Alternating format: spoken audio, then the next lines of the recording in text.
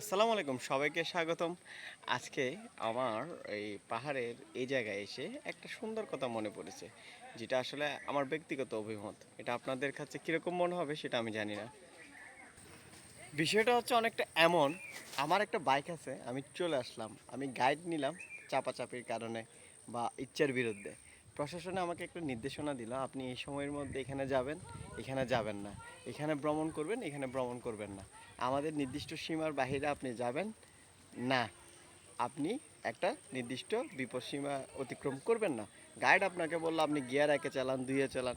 এখন আপনি মনে মনে বললেন কি একেবারে, আমি তো বাইক চালাই, খুলনা থেকে এখানে চলে আসলাম, ঢাকা থেকে এখানে আসলাম, চট্টগ্রাম থেকে আসলাম, দেশে বিভিন্ন জায়গা থেকে আসলাম, এ আর আহামরি কি? ভাইয়া একটা কথা বিশ্বাস করবেন, practice makes a man perfect. আমরা যেটা বছরে একবার দেখি, জীবনে একবার দেখি, সেটা তারা প্রতিদিন ওই রাস্তায় গাড়ি চালায়। আশা করি তারা সবদেরকে সম্মান দিবেন, তাদের কথাকে মূল্যায়ন করবেন।